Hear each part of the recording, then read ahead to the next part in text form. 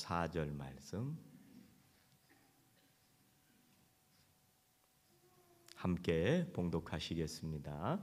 형제들아, 우리가 너희를 위하여 항상 하나님께 감사할지니 이것이 당연함은 너희의 믿음이 더욱 자라고 너희가 다 각기 서로 사랑함이 풍성함이니, 그러므로 너희가 견디고 있는 모든 박해와 환난 중에서 너희 인내와 믿음으로 말미암아 하나님의 여러 교회에서 우리가 친히 자랑하노라.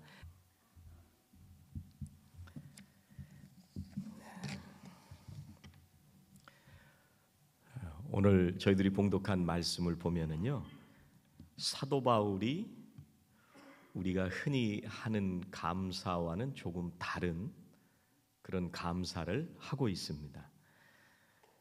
바울이 감사한 내용이 뭐냐면요, 데살로니가 교회 성도들이 환난과 박해 중에서도 믿음이 더욱 자라고 또 서로 사랑하는 것이 풍성해서 감사하고 있습니다.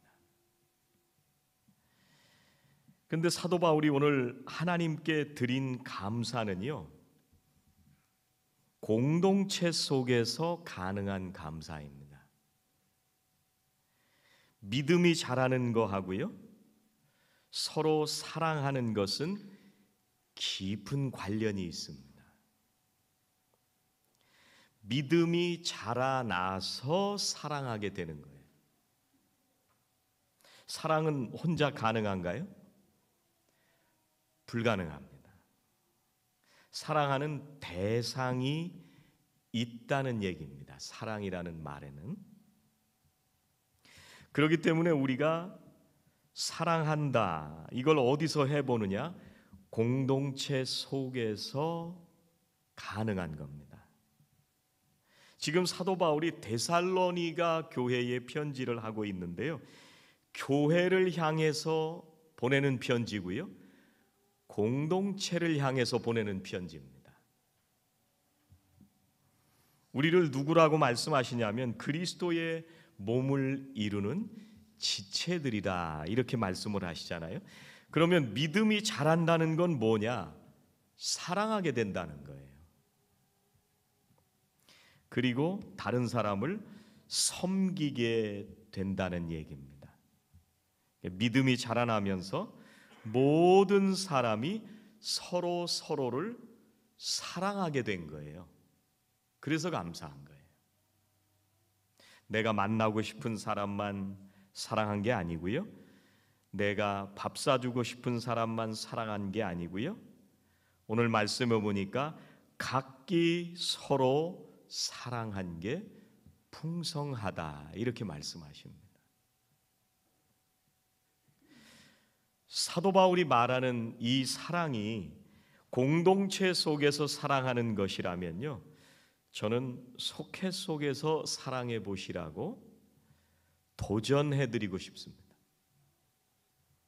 올해가 가기 전에 우리 속회 식구 중에서 속회에 참여하지 못하고 예배에 나오지 못하시는 분들을 초대해서 식사하시도록 도전하고 싶습니다. 1년이 지나가는데 내가 매일 만나는 사람만 만나서 밥 먹고 있다면 우리의 사랑은 제한되어 있다고 할 수 있습니다. 여러분, 요즘 3명, 4명 밥 먹으면은요 100불 훌쩍 넘어갑니다. 금방 넘어가더라고요. 우리가 만나는 사람하고만 커피를 마시고 있다면 우리의 믿음이 아직 자라지 않고 있다는 얘기입니다. 왜 속회를 하는 거냐면요, 12명의 속회의 식구들을 사랑해보는 훈련을 하시라는 거예요. 속회 몇 명인지 아세요? 줌에 들어오는 사람만 속회 식구들이 아닙니다. 여러분, 속회 식구들이 몇 명인지 혹시 아세요? 연말에 속회를 편성할 때 최소한 12명 정도를 편성합니다. 12명을 아직 모르고 계시다면 우리가 좀 생각을 해봐야 됩니다. 실컷 좋건 상관없이 올해가 얼마 남지 않았습니다. 한번 해보시기를 부탁을 드립니다. 사도 바울이 감사하고 있는 것은요, 그가 개척한 교회의 성도들의 믿음이 자라고 믿음이 자라면서 서로 사랑하게 된 것을 감사하는 거예요. 그런데 오늘 믿음이 자란다, 이 자란다라고 하는 말은요, 그 본래의 의미를 생각을 하면 과도하게 자란다는 말이에요. 측정할 수 있는 걸 넘어서서 지금 그 사랑이 늘어나고 믿음이 늘어나고 있다는 얘기입니다. 생각보다 초과해서 더 자라고 있다는 거예요. 내가 예상했던 것보다 더 자라나고 있다는 그런 의미입니다. 오늘 말씀은 사도 바울이 복음을 전하고 말씀으로 양육했는데 자기가 생각한 것보다 훨씬 더 잘하고 있다는 얘기예요. 그래서 감사한 거예요.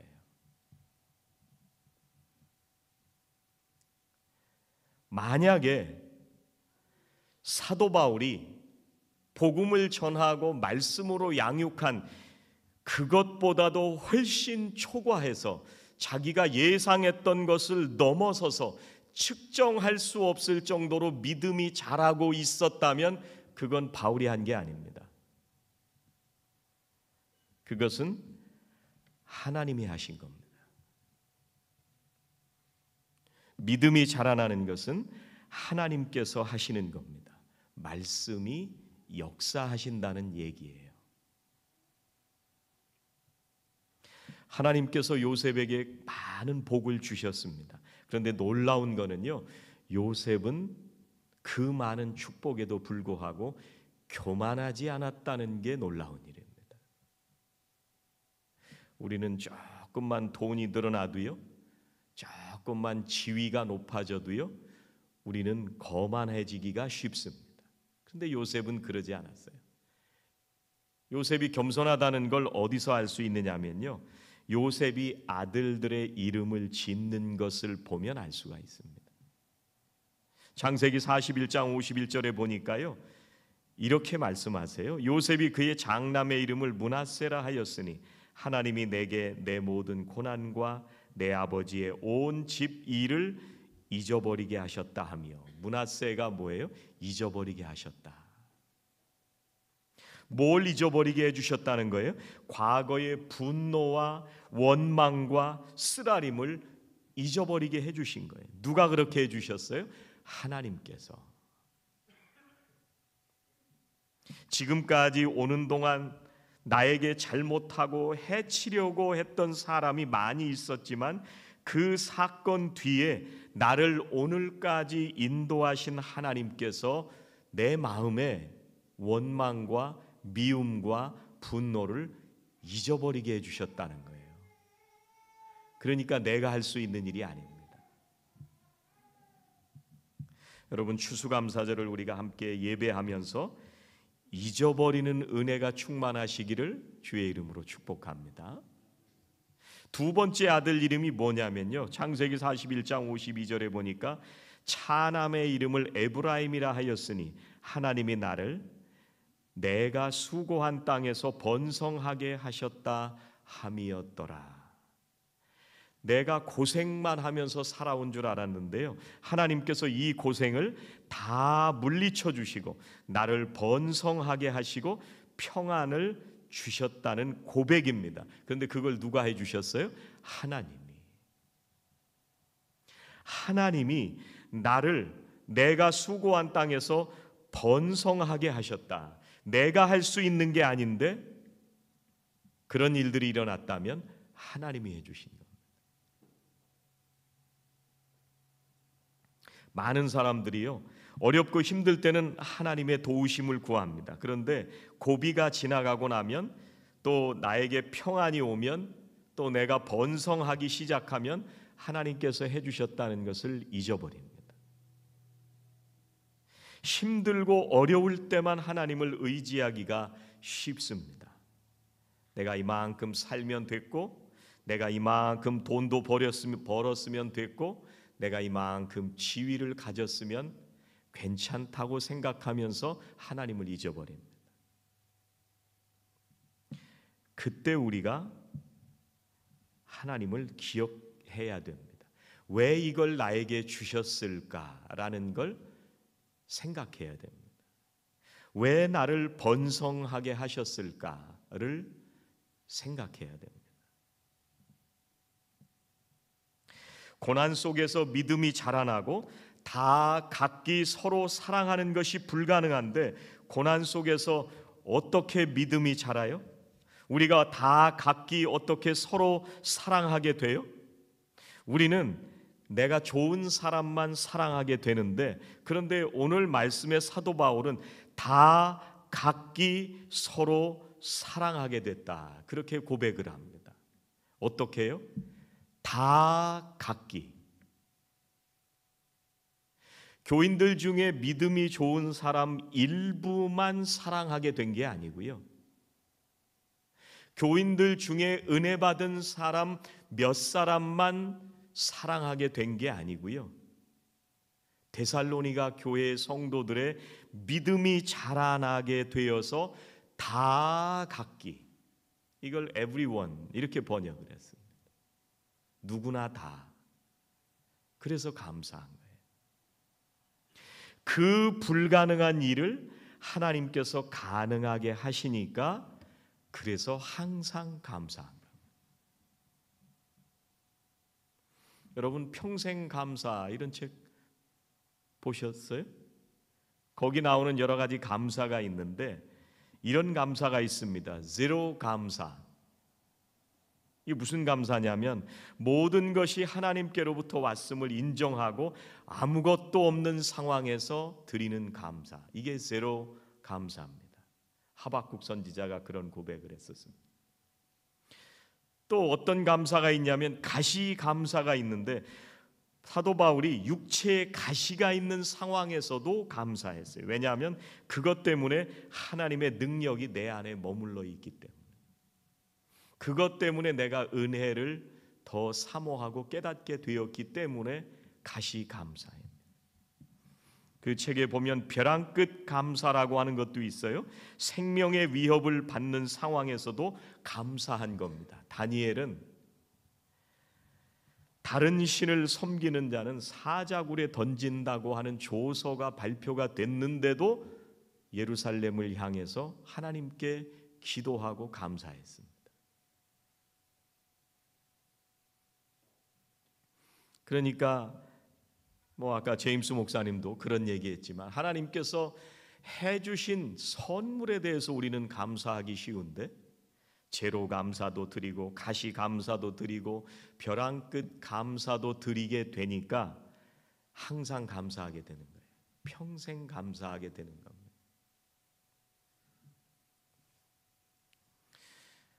여러분, 목사가 기분이 좋을 때가 있습니다. 어느 때 기분이 좋을까요?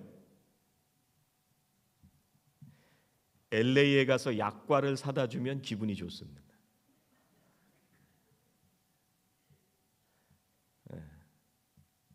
약과는 납작한 약과 말고 두툼한 약과가 있어요. 어디서 파는지 모르지만,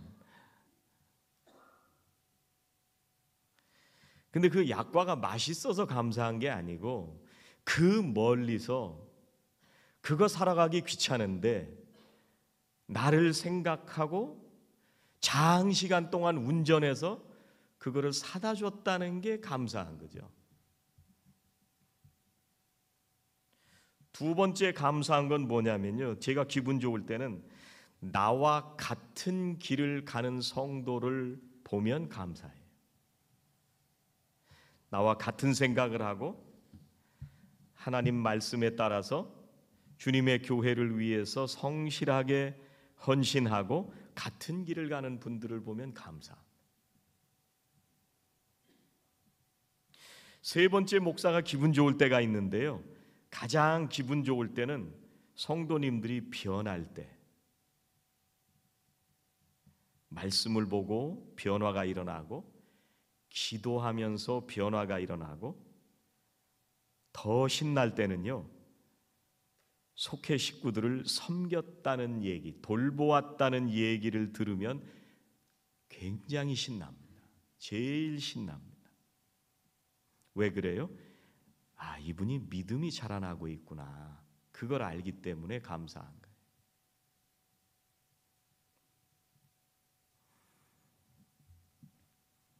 추수감사 예배를 드리면서 내가 있는 속회 식구들을 가장 먼저 섬기고 사랑해 보시기를 부탁을 드립니다.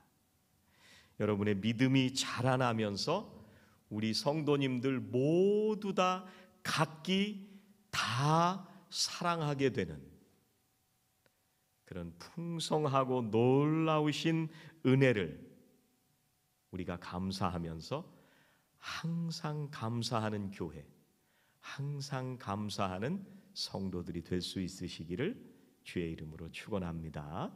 기도하시겠습니다. 하나님, 오늘 자녀들과 함께 추수감사 예배를 드립니다.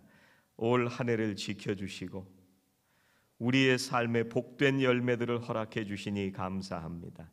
하나님의 놀라우신 사랑, 값없이 베풀어 주신 구원의 은혜에 감사합니다. 우리의 삶이 때로는 고난과 역경을 지날 때 그럼에도 불구하고 감사하게 하시니 감사합니다.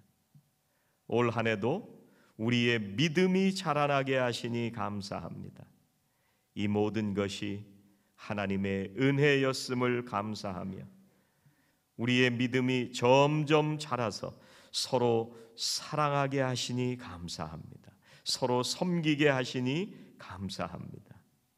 우리의 믿음이 하나님의 말씀에 순종함으로 점점 자라나게 하시고 측량할 수 없을 정도로 자라나서 다른 사람들을 사랑함에 이르게 하시는 진짜 예수 믿는 사람들이 되게 하여 주시옵소서. 예수님의 이름으로 기도하옵나이다. 아멘.